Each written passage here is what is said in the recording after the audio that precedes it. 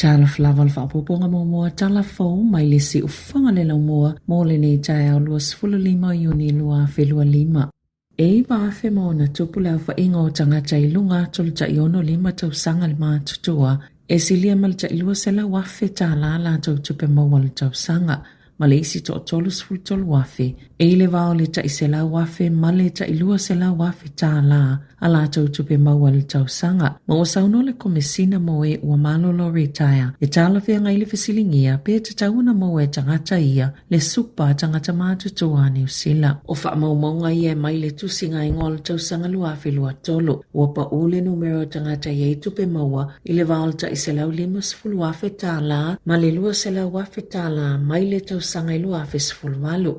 Peitai e se fulu wafe na si iti ai le numero tangata ia I tupe maua I le vao le ta ise lau wafe ma le ta ise lau 5 se fulu wafe ta la. Na whailo fo I le tusinga I ngoa le si iti o le whai numero tangata I lunga tol ta iono 5 tau sanga le mātutua o lo o whai ngā luenga pea. E pito si iti le numero tangata I ta I fitu se fulu hanga ai ele fitu se fulu wha tau sanga le mātutua. Na sauno le komesina Jane Wrightson a whaia ieni fesile wha atatau I le tau po le tūlanga tāla whea ngai o le polkalame le supa e le te tauna wa ai se I tū se tasi a ia wa ai se o se o manga umo le mata upo o nai whainga tā jai whaingo fie foi e te tauna wha atala noa vanga wha whaina ia ilo ai le alu iluma o le nei mata upo.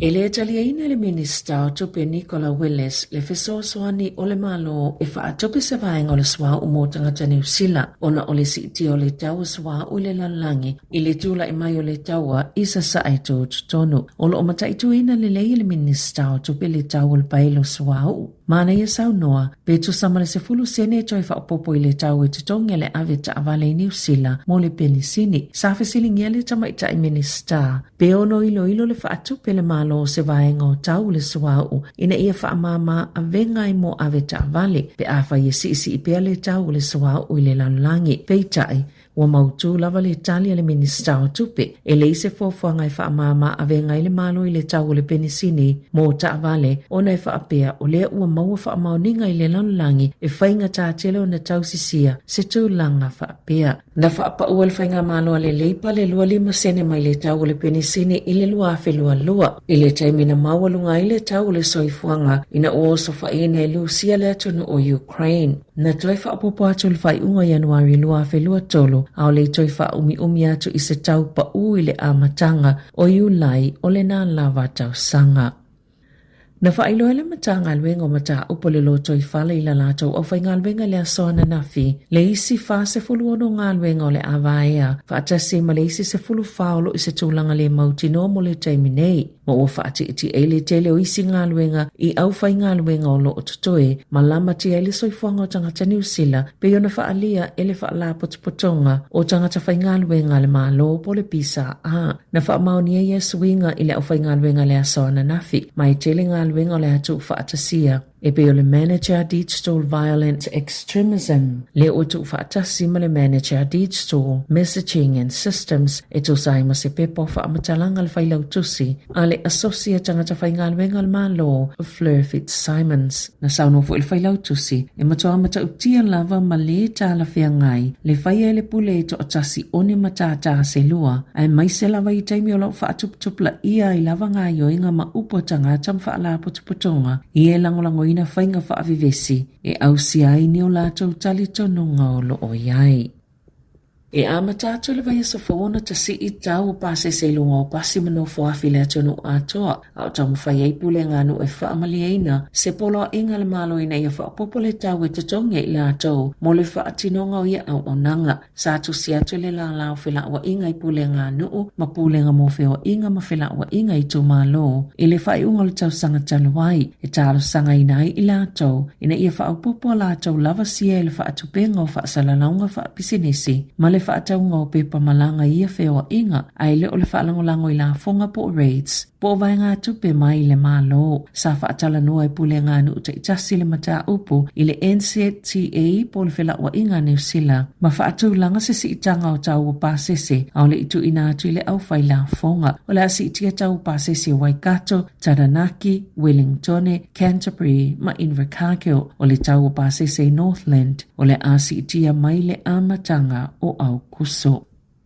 E ona matala le tula fono I whaatawai awa malosi I le aso kirisimasi le nei tausanga. Ona I fōlinga wanga I atu lava le palemene I le awe se o tuutuunga I aso malolo. Ia e whaamamaluina le au kirisiano I le tausanga. O le aso ngafua, sa fufonga ina I luma o se komiti whaapalemene. Whinaunga e winga I le tauteunga o le pili. Mo le whaataunga o awa malosi I le taia o le ANZAC. O le aso wharai le pa ia po le Good Friday. Ma le aso sa o le e seta. Whaape ma le aso ke visimasi. O le pili lea le sui o le Labour, Karen McNulty, mai ono mawhai ona ave se ai tuutuunga le whaataunga o awa malosi, I le aso wharai le paia, aso sa o le eseta, ma aso ke visimasi, whaape ma le taea o le ANZAC, e langolango ina I pisini si tali malo lea teuteunga, peitai, e iei fo inisi o le au ke visiano o lo o te e au fia I fo imanisi o whaipule, ma whaala potupotonga e te ia afianga, mai le awa malosi, I le whaitaunga mua o lea teuteunga o pili a Perila, na mawhai ona saufi atu le pili e ilo I komiti wha palemene, mai to ono sefulu fitu sui le palemene sa langolangoina, ai to 5 sefulu wha na te fo I le vaenga wha le Green, New Zealand First, ma le vaenga wha Maori, ai sa langolangoina e whaipule le Act, mai luaina le National, wha apia ma le Labour, e leo le taimi mo le ua whai eni tau mawhai ngai tu I titia ia inga matu la fono, I le whaataunga o awa malosi I nei aso pa ia mo le au kerisiano.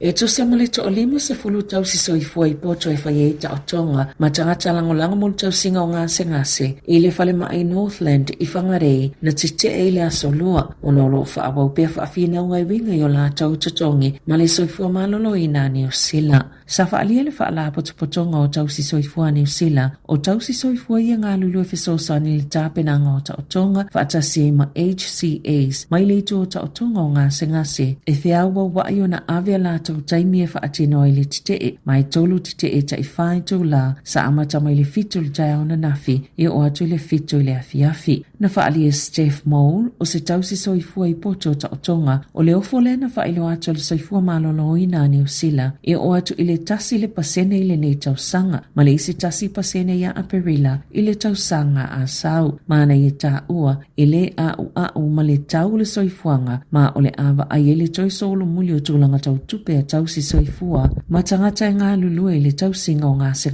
ma o le fo I ofo, watu ina atu mo tau si soifua sinia, e le mawhaina wha tau sina atu waini tau si soifua, wan lava o la tau si la fia, e ngā lulue ai ia ma tā, e matua vai ma ova le whai ngā luenga tau si soifua, ma HCAs pe o na whaaliai, e le asui o le whaala potonga. I atunu I whafo, sa whaitoina le President o le United States Donald Trump le malo Israelu whaapea fo I Iran. Ona ole le mulmulta I o le mali le ngai tawhi e le taua peitai e maa fuli lona le fie ia Israelu. Ona ole toi whai o sfa inga aifto amai ale mali le nga mai ala la fo ini saunoanga malo losi. Na whaalia le official palemia Israelu na whai ale whai ungai tawhi e le toi whai o nisi la to o sfa inga ina ua mai a se tala noanga I le vao Netanyahu ma Trump. Na whaalia fo ele President o Iran o le ale solia lo na malo tuutuunga o le tawhinga o le taua vanga na ua solia fo I e Israelu. Sa whaasilsila ina le asolua le amali le ngai tawhi e le taua. Momu atu sao so whaia e Iran se no whanga le militari le United States I Qatar. I le asolua, ele ini sina whaina ini soifopio na whaalia le pulenga Qatar. Na whaalia le potel pulenga o mula whaalia le Israelu o le atu e amatalia feo inga uma whaalia le lau pasese le atunu. Ina ua toi ave sia tuutuunga le militari taluai le taua ma Iran. Na whaasilsila e pulenga mula whaalia le toi fo I o ngā luenga umai mula whaalia I Ben Gurion ma Haifa. Na whaalia le whailau tusi o le whaala putuputonga le NATO, e le masalumia le tau maunga le United States le vaenga 5 o le malilienga a le whaala putuputonga. E ta'alonga, wa filifilia le kapeteni fo le aula kapia le maori o le peleki, fa tase fo i male filifilinga o ni tama fo, ele i filifili na mua lava, e to asful tasi, mo ni ta'alonga se lua, male awa le Japani 15 e faya i Tokyo, fa pe male au Skotilani e faya le i whangarei. O le taimo mo le u filifili na i le huka, o Kurt Eklund e a vea ma kapeteni, ma o le aia ta ita ia le au e to luas fuluiva, e au fia le tama pitola ititi o le au, o sevita ele, male li i pito matua o Jared Prophet tolu tasi tau sanga le matua o Taranaki. Na whaali el whaia o ngaulu Ross Filippo o tala whea ngai le leile filifilinga o Eklund o Aukilani e a vea ma kapeteni. O le ta'alonga ma Japani e whaia le aso luas fuluvalu o Iune, a o le ta'alonga ma Skotilani e whaia i whangarei i le aso 5 o Iulai. Tala fawia malisi ufonga le lau mua, mo le nei vahenga o le tai au.